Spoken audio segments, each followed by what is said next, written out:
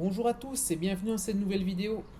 Aujourd'hui, je voulais vous parler de la situation en Espagne où je suis actuellement. Je vois beaucoup de gens immigrer en Espagne, personnes venant du monde entier, en grande partie d'Amérique latine et d'Amérique centrale. Je pense que c'est dû en partie au changement de politique d'immigration des États-Unis, mais aussi de d'autres pays d'Europe, d'Asie, d'Afrique et un peu d'Amérique du Nord. Pourquoi il y a autant de personnes à venir en Espagne? Une grande partie de ces personnes viennent des pays d'Amérique latine à la recherche d'un pays économiquement stable et sûr.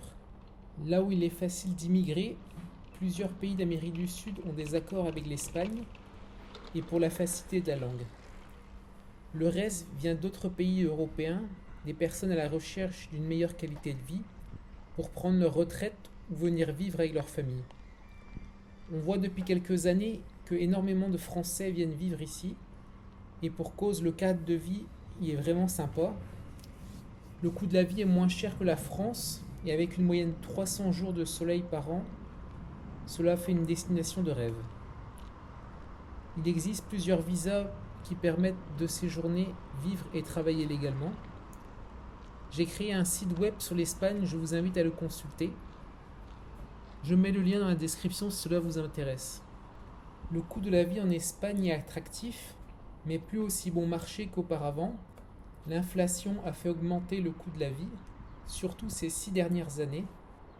Je discutais avec la personne qui me loue le logement où je suis actuellement, et il me disait qu'il y a 6 ans dans le centre de Valence, on pouvait louer un appartement de 90 mètres carrés avec 2 chambres pour 600 euros par mois.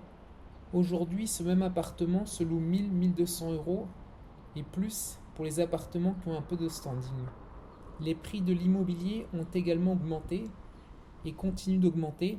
Malgré cela, je pense qu'il y a toujours de nombreuses opportunités d'investissement sur les villes secondaires comme Valence, Murcia et Malaga, où l'immobilier est encore à peu près abordable. Si vous êtes intéressé par une expatriation, l'Espagne peut être une bonne option si vous souhaitez améliorer votre cadre de vie tout en restant proche de la France.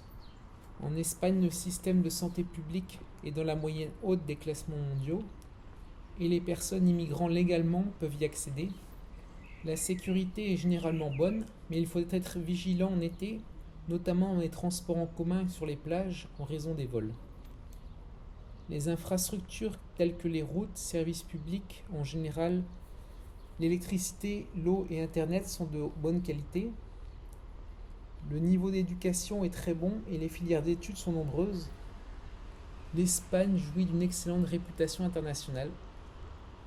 En ce qui concerne la vie, je parle principalement de Valence car c'est celle que je connais le mieux et que je préfère jusqu'à présent.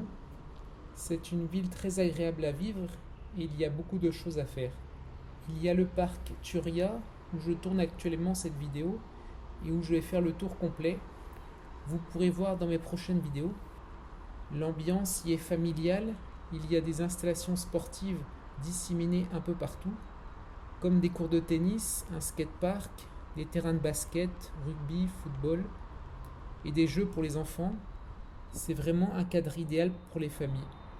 Honnêtement, si je devais revenir en Europe, l'Espagne serait première sur ma liste, pour la tranquillité et le confort de vie. Je ne sais pas ce que vous en pensez, si vous êtes déjà allé en Espagne ou si vous pensez y venir bientôt, n'hésitez pas à me le faire savoir dans les commentaires, votre avis m'intéresse. Merci d'avoir regardé cette vidéo, je vous dis à la prochaine. Ciao!